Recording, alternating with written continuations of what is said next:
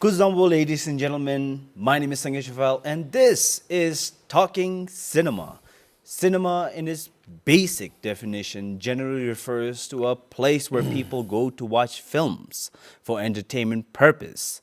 But cinema can also be the art of making motion pictures. It is an artistic or experimental work expressing symbolic meaning through the medium of film or moving pictures. And to put that a little bit more elegantly, in the famous words of a French film critic, the cinema is quite simply becoming a means of expression.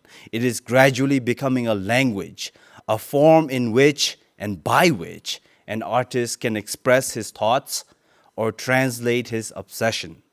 The art of cinema, in a lot of ways, opens doors to our minds. And on that note, let me introduce my guest, Mr. Karma Wangchuk Sonam.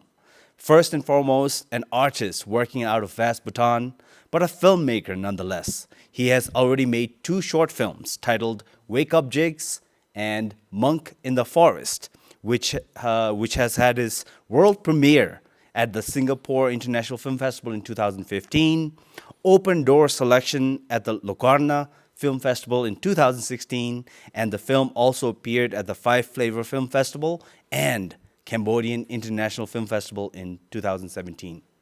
Welcome to the show, Mr. Karma. Thank you, Sangye. In fact, thanks for reminding me. I didn't know the films were screened in some of those places. I'd forgotten about it.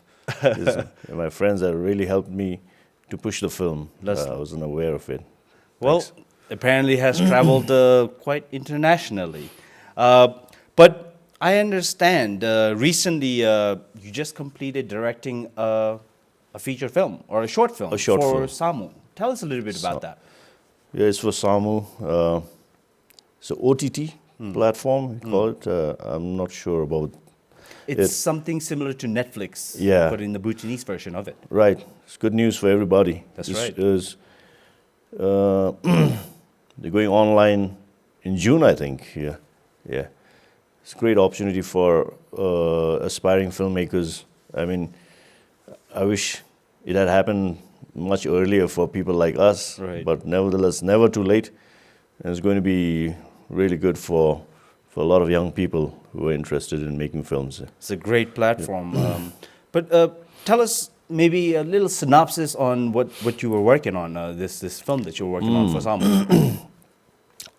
The title is The Black Dago. Okay, that's an Yeah. interesting title. Yeah, I love the name. I hope viewers will love the film. I've shot it very simply, and in fact, it might encourage young people to make films because they'll see it's so simple. They'll feel it's easy to make, simple. They're not going to be overwhelmed by looking at the film. Looking at the production value and so much that goes into filmmaking. Right.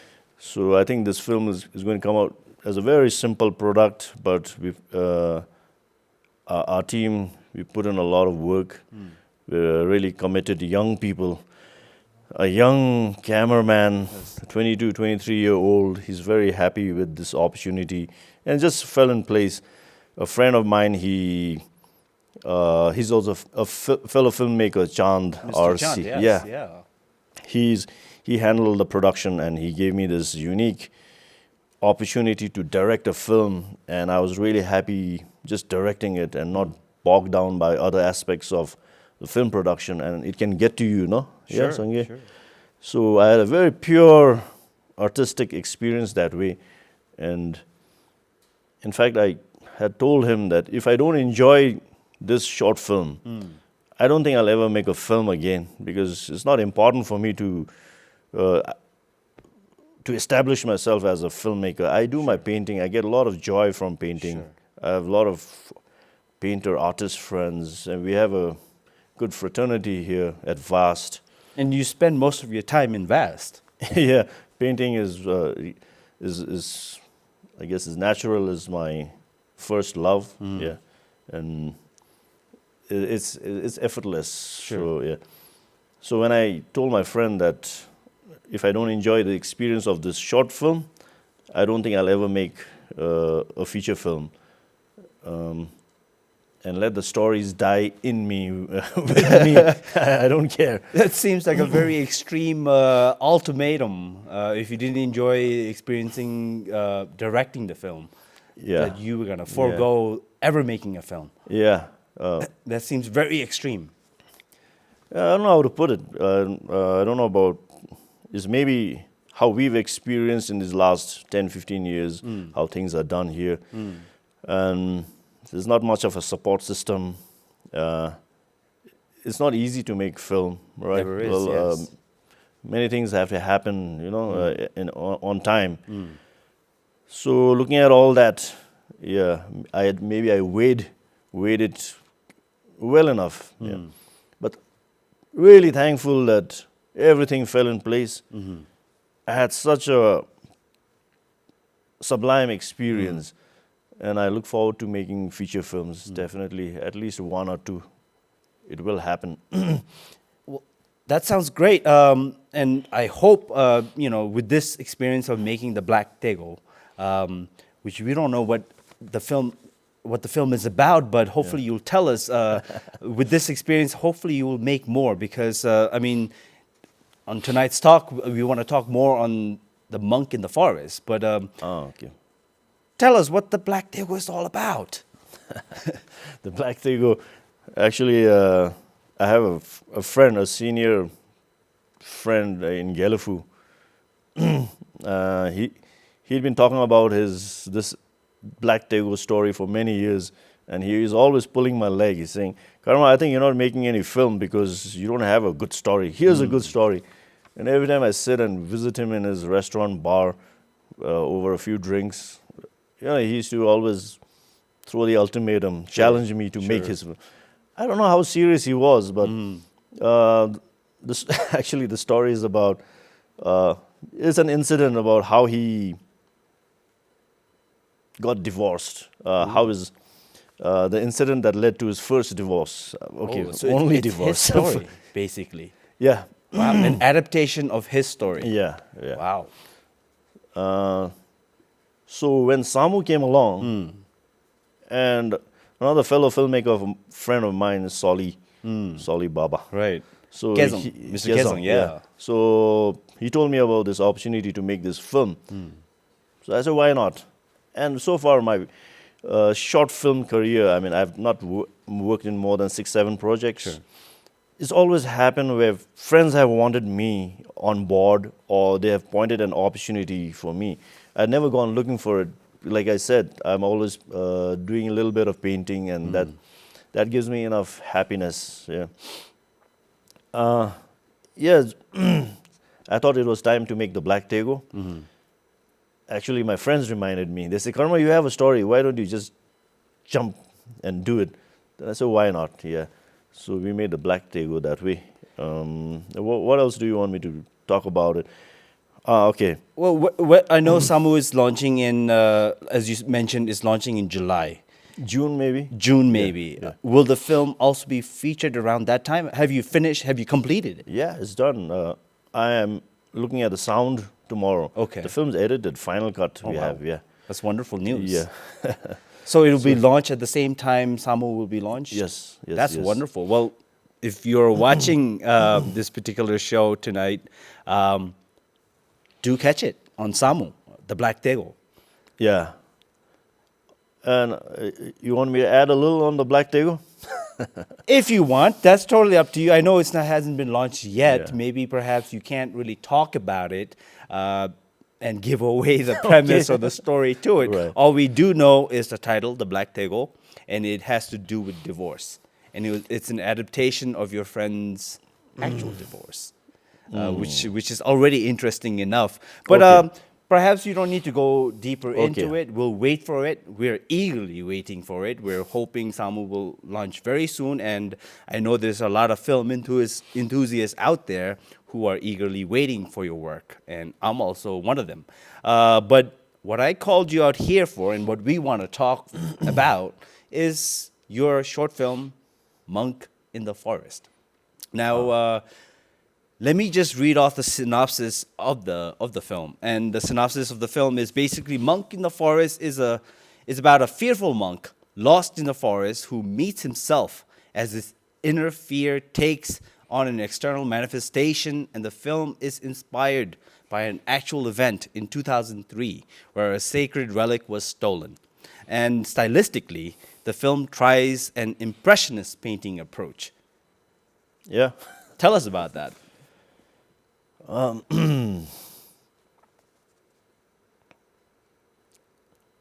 You really need me to get the monk out of the forest right now.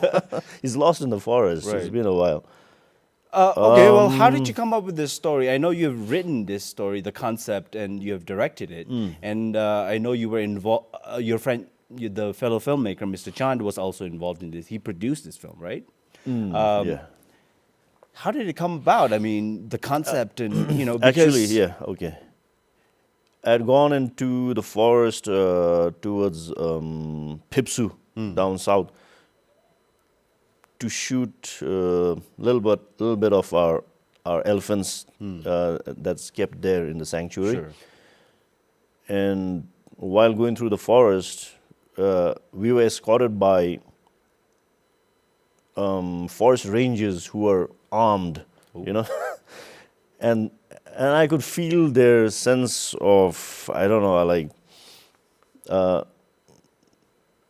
I just felt the intensity Sure, in the forest sure. there, and they spoke about like how close they were to the border and the porous border, and sometimes maybe the chances of encountering Poachers with rifles, rifles, poachers, right? and even wild animals, and they were very quiet. They were trying not to make noise, and I could sense that, and that got me interested.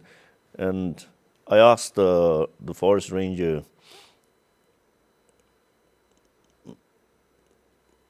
how did they travel during the other seasons? No? Sure.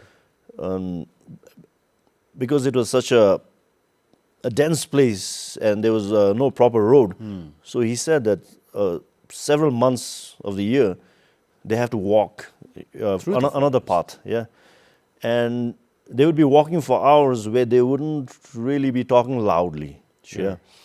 So then it came to me that what if one of them was lost his way, even for a few moments, And then I put this idea into his head, saying that if it happened to him, and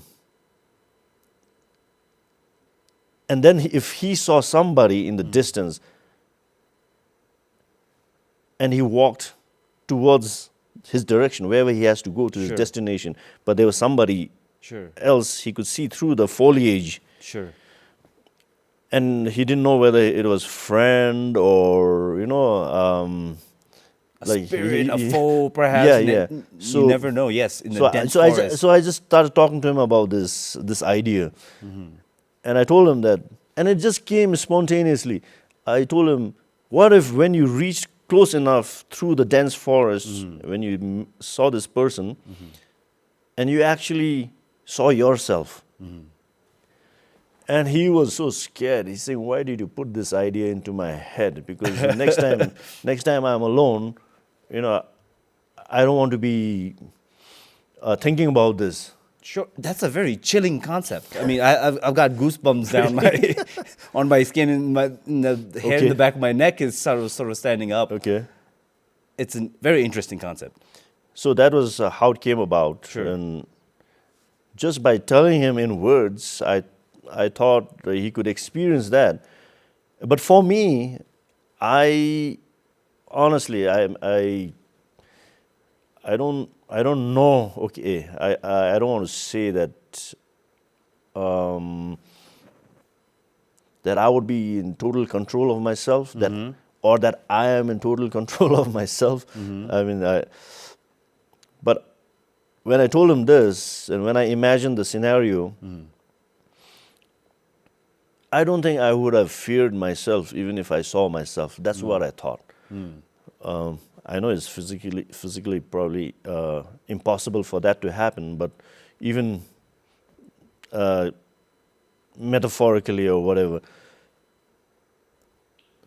because nobody knows yourself as well as you, right? Better than yourself, Yeah. right? You know yourself Yeah. the most. And what's there to fear? What's there to fear? It's a question, right? Yeah. I mean, So if you really met yourself, I think if you knew yourself well enough, sure. you There's shouldn't. nothing to be feared. Yeah. So I don't know, but that is just the thought I had. Sure. Yeah. Then every time I shared this story with friends of mine, everybody pushed me to make this short film, Sure. and finally we put a monk in place instead of a forest ranger, and it was better with a monk because we expect a monk not to fear, to be in total equanimity, in control of himself. Sure. So when we put that angle of a little fear, then there's so much, the ground is really thin. So I thought it might make it more interesting. So we had the monk in place of the ranger. Yeah. And I will tell you, I mean, I just watched the film this afternoon before we are having this talk, and it is totally portrayed the way you have captured it, the filmed it, and how it translated it on screen. It totally brought that sort of atmosphere of being lost in the forest, and even stylistically, I mean, it was just a beautiful film, an experimental film, and it was done in such a way that it really brought that concept of perhaps being lost in the forest in the mind. And before we go anywhere, for you to understand, check out this clip from the film Monk in the Forest, and we'll be right back.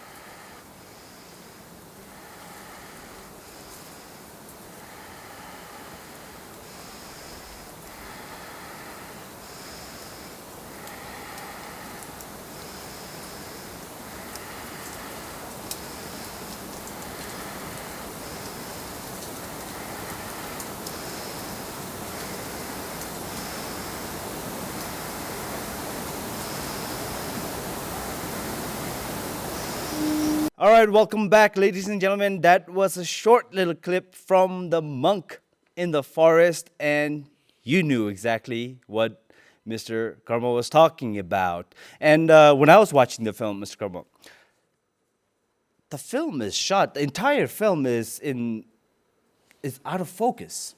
And initially, I was kind of irritated when I watched the film because I was hoping for it to be in focus after a while, but that entire 11 minutes or so is out of focus. And once I finished watching it, then you understand that it's all in his head, what's happening in his head, the monk's head. And the way it was shot was also quite uniquely beautiful and radical, somewhat similar to what Impressionist artists were doing at their times. They were considered radicals because they didn't follow any set rules that were deemed normal for academic artists. They were doing something quite different in terms of capturing light or moments or movements. And the way you captured the film is, it reflects that impressionist style. And I love the way how it was framed. Like, he was never framed in that what was considered the third line, the beauty line, right? How we frame things. It's always framed in the corner, or quick cuts, or extended long periods of long take shots. And it's always not in focus. And it's just a beautiful film. Please tell us more about it. Yeah, thank you, Sangye. It's nice to know when people enjoy your work. Nice. Yeah, you got irritated because it was out of focus. I've seen elderly people clean their glasses to see if there's anything wrong with their glasses. Right. The cameraman, the cinematographer, it's an young Indian man.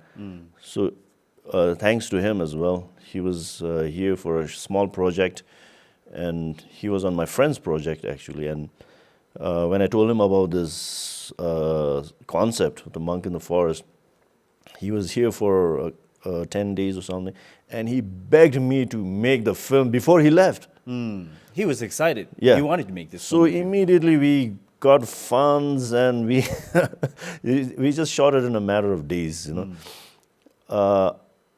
I like that aspect of filmmaking where a lot of creative energy come together, and that's a fun part for me. And that's why I've always made when I've been pushed to. And I can't talk so much about my approach and work because I don't think I have any set style or approach. Sure. I'm always learning, and I'm always enjoying. And whenever I meet interesting people, interesting artists, I like to create together. So that's why I really don't feel the pressure to make films when I'm alone. Sure. I'm relatively happy and content, but I'm always open to that energy. And but after this experience of the Black Tego, actually during the writing phase, I shared the script with two of my friends, Dechen Roder, Sure. who has Beskop Bhutan, Beskop Bhutan, that's right, yeah. Oh, the film is on Beskop It's also on Beskop Bhutan. Bhutan, yeah. Once again, if anybody's watching, you can catch Monk in the Forest in Beskop Bhutan, beskopbhutan.com. Yeah, she'd like that. And my friend who's always been there, Chand RC, when they read the script,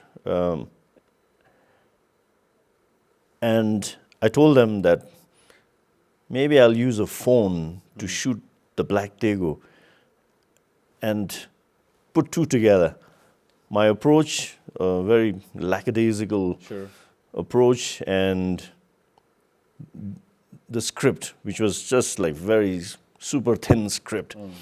And they were mad at me, saying, how can you treat it so, like it's trivial. Like an ordinary, simple, Yeah. right? Yeah. So till that point, actually, I've always worked that way. In fact, sometimes I feel that could also be my strength, because all these years, just dabbling in a little bit of everything, a little bit of writing, a little bit of filmmaking, painting, all these things. I thought it helped me to really hone my instinct, just the creative instinct, Sure. and not necessarily that I know things. It's not that. It's just instinctively you like to create and you like to have fun. So I've always tried to work from that approach. But when they read my super thin script and my shoot with a phone camera, and they were really angry. They were really angry. So I said, okay, why not? Why not give it a really good try? And I given that small amount of time before production, like just 2 weeks, I really did work hard. And then my friend, he took over the production. He gave me all the room to breathe and be in control. And it was such a brilliant experience that I really look forward to working on bigger stories.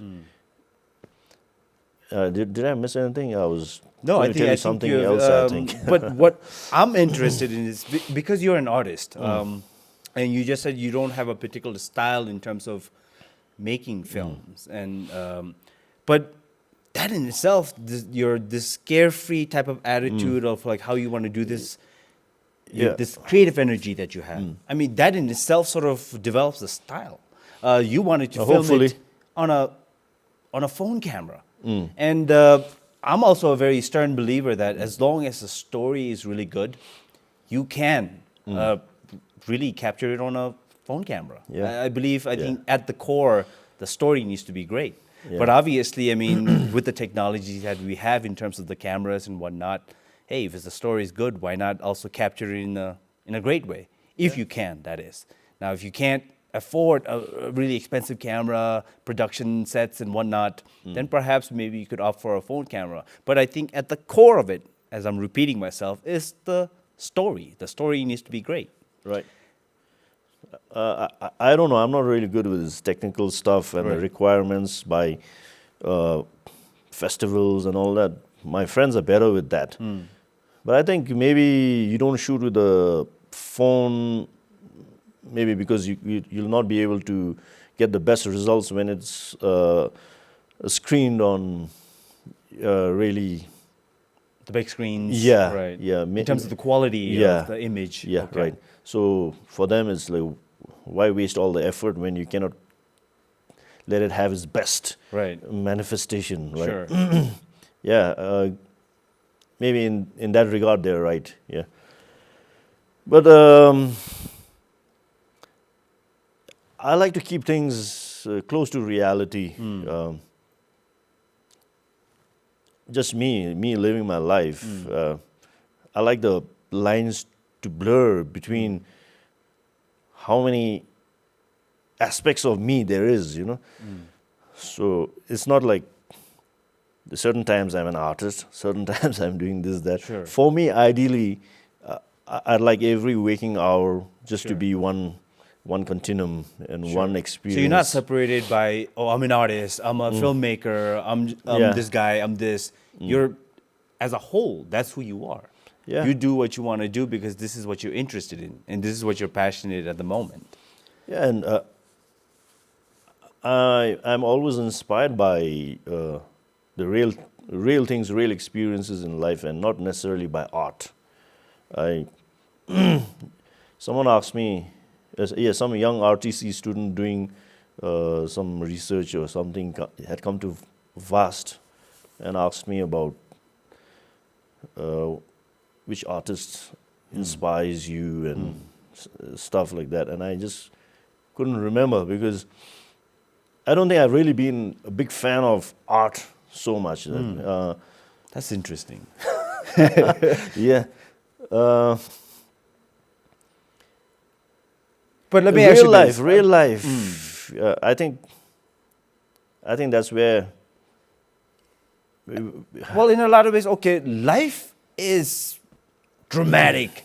Life is like a Yeah. huge painting. I mean, you could take it like that. No, I mean, there's nothing more grander than life in itself. So if you could depict that in a picture or moving picture or in a painting, you are doing a great job then, in a lot of ways. I think there's something to aspire. Something to for, aspire. Yeah. But okay, I know you're saying you're not influenced by art or whatnot, but the monk in the forest is it takes that impressionistic type of painting style of it. I mean, as an artist and moving into the film aspect of it, making that filming that short film, how did that influence you as an artist? I mean, I'm sure there was a little bit of influence, or that idea, the concept of like, hey, I want to film it like an impressionist style of art. Now, what I'm about to tell you, you'll take away all the credit you've been giving me so far. Because I'm interested. it wasn't my idea to shoot it that way. So after I've told I've shared this information to a few festival people. They're like, the bubble has burst. I'm no longer of interest to them, because it was my cameraman's idea. Okay, I'm familiar with Impressionism. I've read about it, read about artists from that period, and it was my cameraman who insisted from day one, because short films is a platform for you to experiment. No, you can't do that in feature-length films.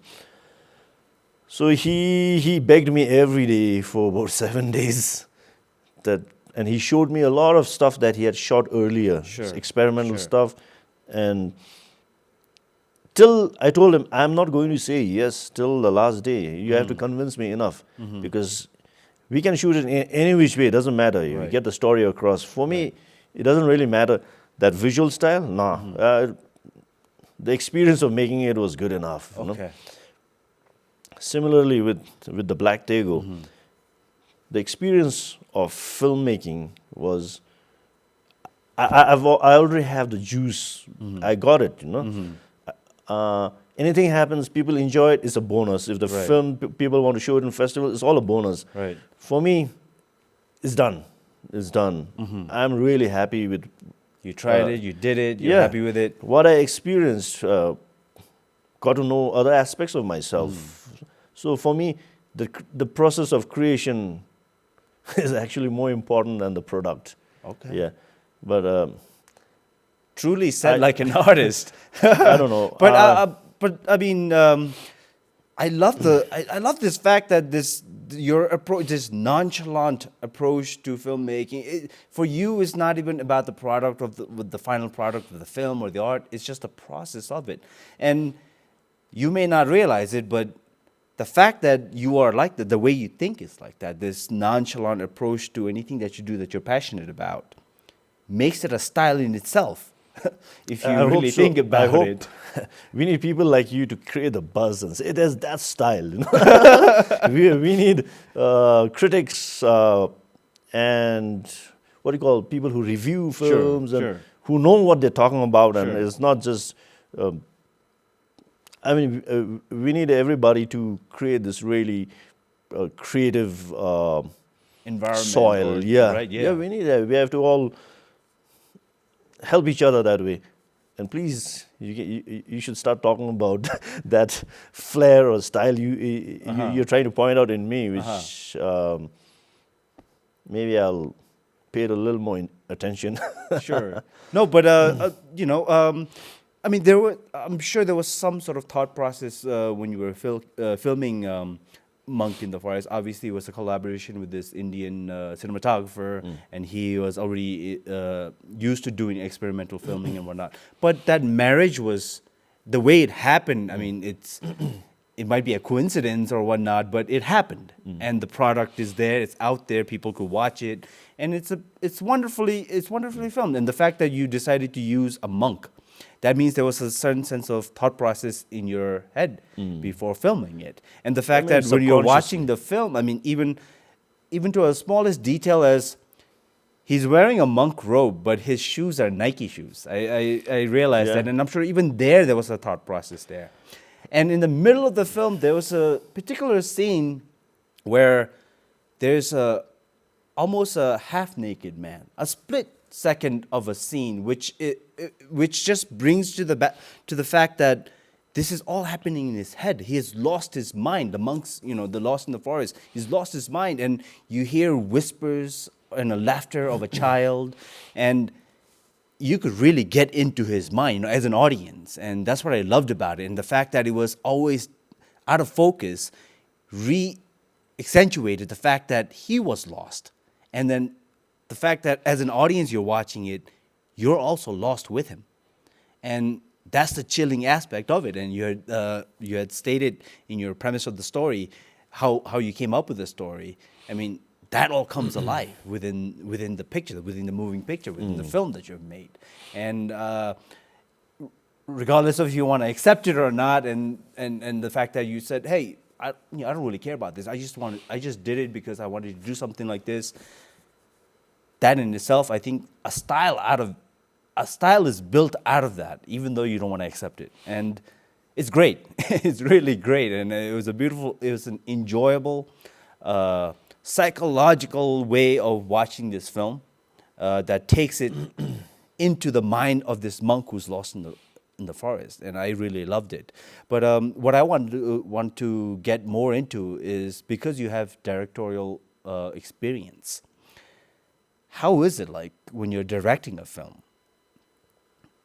How was it like? Yeah, what's the experience Monk? like? That film or other Let films? me let me talk about The Monk. When I first shared the concept with the cameraman, the Indian guy, I had always thought it was a 2-minute film, and then he posed the question on me. He before I told him, he turned around and said, "Karma, how long is the film in your head?" I said 2 minutes, and he laughed. He's saying, "I see 20 minutes." The moment he said that, I saw possibility. Okay. I knew I had just constricted my imagination. Sure. When he said 20 minutes, it just opened up everything. I said, I'm going to make it now, because it's easily doable. We spoke about the concept like mad men from morning till night, and our friends would get angry because we wouldn't allow them in our discussion. All you were talking about was this particular concept. There was no breathing space. We just have our meals and that's it. And we wouldn't even leave the room. And that's how we were trying to understand each other, from our experiences and to create something. And he asked, I thought I explained my mind to him well enough. And I knew he had understood it. And his final request to me was, because I'm an artist, I can draw a little bit. He asked me to make a few storyboards. Sure. Fine. I said, fine. Went back home, in my bed, took out these sheets of paper. Started sketching. For that, I had exactly 98 pieces of drawing that I saw in my head. Exactly. Exactly 98. Well, that's very specific. Because why I say exactly? Because next morning when we put it on the table, it fit as if it was made for the table. Wow. So that's why I said exactly. So it was a sign from above saying that this film had to be made. And when he saw each and every shot that was in my head, he told me that he had not seen it that way. And I was like, how can you say that? Because I explained it to you well enough. Right. And he was saying, no, it wasn't like that in his head. And then he was happy. And I think it's a great way it's one of the approaches to work, I think, because I've heard a lot of directors and cinematographers have issues while shooting, no? Now, because of the brainstorming and the storyboard, we collaborate. We have ground zero locked. We agree on it. So we take that as a base and we go and shoot. If any of us comes up with a better idea in time, you incorporate it. We can incorporate it. If you don't agree, let's go back to the board. Okay. Yeah. So there's no issue, right? So it was. We worked quite hard. And when we went shooting, because you asked me about direction experience, Right. so we were in the forest for 3 days, and I didn't feel like I was working, and I was getting a little bored actually. Yeah, During the production. yeah. Uh-huh. Then I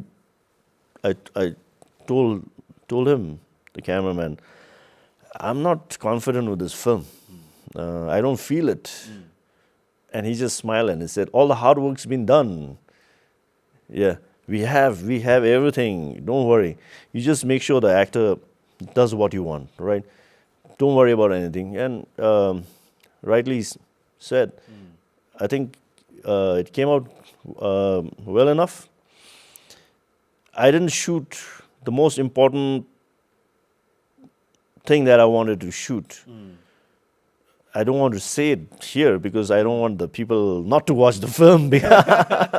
So I will not say it. Maybe later, another time I'll share what it is. Because I didn't shoot that important bit. For me, The Monk in the Forest is never complete. Okay. So that's why I never sent it to any festivals. It was all my friends doing. They would do it somehow. Sure. So Because they saw in it something special. yeah, they enjoyed it. Yeah, yeah. So when you introduced me this evening, I was like, wow, the film has been there. Okay. You didn't even know about it.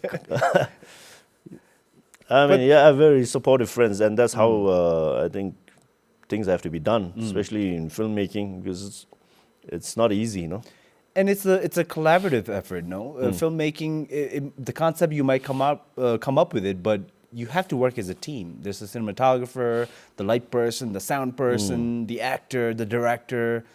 Everybody's involved, and if everybody has their mindset in the same page, then you could actually develop the story develops there of what you have already done in terms of your pre-production, which I wanted to pinpoint once again, because like you said, when you were in your production of the Monk in the Forest, you felt like you didn't do enough work, but the work has already been done. You had done your storyboard, the 98 pictures or paintings that you have done. You've already done the work. You've done the storyboard. You've done the scripting of it. You just had to realize it through the moving camera. That was the last part of it. Yeah. So that's one of the approach, because you just have one character, and the forest, the beautiful forest, is another character. Sure. So there's not much to worry, and someone good behind the camera. I mean, it can't get better. Right. And the pre-production has been done. Right. Whereas for the Black Tego, we have other challenges. We have actors and dialogues. Monk in the Forest has no dialogue. There's right? no dialogue. So, and But the film says a lot without even a dialogue. I need to watch it again. And we don't pay attention to sound so much. I think it's so important. Yes, to give it a is. real experience. Sound is so important. Yes, it is. And I realized that in the Black Tego as well. And at least it's taught me that what I had not paid so much attention and given so much time to. So it helps me to make a better film in the future, and especially if I'm going to make a feature film. So those things have to be addressed. Are you making a feature film in the future? Yeah, definitely. With the Black Tiger experience, definitely. Well, that experience has been great, I guess. So because you are continuing with plans of making a feature film. I think we need to tell. No, I'm happy. The Black Tiger is a story that's happened to somebody I know, and I think we have a lot of stories here from our history and culture, and there's so much to take out. Sure. Yeah, and let's try and do justice this once. I'm thinking of trying a film. Let's see. I hope it is the same experience and people enjoy it. And I hope it spurs me to make the second one, hopefully. But first one, definitely, I am going to make. Yeah. Well, we really hope that you do. And I know there's going to be a lot of people out there who's already a fan of your short films that are eagerly waiting, and they're probably in their heads right now encouraging you to, yeah, go ahead, make that feature film. And but now that you have made, you've already made these two short films. You've been involved with filmmakers. You have friends who are filmmakers. You've just completed the Black Tego for Samu. What is it about film cinema that sort of attracts you? Is it similar to your artistic interest, or what is it about it for you, who doesn't come I from a really don't know, traditional man. film school per se? We've been exposed to this media before you had a choice. So you don't know when when the seeds were exactly sowed. Sure, You know, sure. And when you started loving your first film, you don't know. You don't. It's so deep in in you that I don't know where the journey began. That's why I told you that it's nice if all the lines can be blurred, Sure. and then you just create from there. And Sure. it's not compartmentalized. You cannot rationalize, and it's difficult for me to do that. Okay. Yeah. And I think that's the wonderful thing about just the realm of filmmaking and cinema in itself, because it has no future. As I believe Lumiere brothers, one of the first people who had used the camera works and whatnot back in the 1920s. One of the brothers, the Lumiere brothers, had said, a motion picture has no future. It could go anywhere. It just tells the story of human heritage, and that's the wonderful aspect about film, because you could go anywhere. You could make any style of style of film, as long as your will is there, your passion is there, and you see it in a certain way. And as long as you realize that, that's the wonderful nature of what film is. One last question that I want to ask before we end this program is, now you don't come from a traditional filmmaking per se. You've taken a little bit of course on it. The rest is purely your interest and your passion. You're known as an artist. What would you say to young kids or anybody out there who's a film enthusiast who wants to make and who has no idea of how to make a film, similar to yourself per se? What would you tell them? Any advice for them in terms of making films? If there's a story that needs to be told, like sometimes I'm sure you've been through that experience as well. When there's an idea that's nagging you, you're not able to sleep. So then you can write it down, and it's because you want to share, Sure. and because you love the idea so much. It has to be that. That has to be the reason. That only when it gets out of you, your sanity is restored. Okay. Otherwise, it's going to make you insane. You know. So I think from that standpoint, you should create, and not for anything else, not for the identity Sure. to be a filmmaker or actor. I cannot say much in But- other disciplines. Like So just create for the sake of creating, or you just, want to share something. Right. You really, yes. The idea has to drive you crazy, and then you create. Yeah. I'm not really good with advice. Yeah. Sure. Well, anyways, but nonetheless, that was a good advice. I mean, you need to have a burning sensation inside that you want to do something, you want to make something, to the point where you can't sleep. You think about it night, day, and you have to somehow take it out of you in terms of telling a story in that sense. So, anybody out there, Mr. Karma is basically saying, hey, go out there and do it, right? Go out there and do it. You just first, Write it. initially, Write it first. write it first, Talk about it. talk about it, and find friends who are interested in this kind of field. Yeah, now especially with SAMU and things like the Best Cup Situ used to encourage young filmmakers to showcase their films. And now SAMU is, it's good news for all the young people. So it's easier for them, yeah. There you have it, Mr. Karma Wangchuk Sonam, man of few words, but his film speaks very loudly. You can catch Monk in the Forest at Bangkok, Bhutan. His new film, which he had completed, The Black Tego, in the Samu platform. Thank you very much, Mr. Karma. Thank you, Sangye. Have a good night.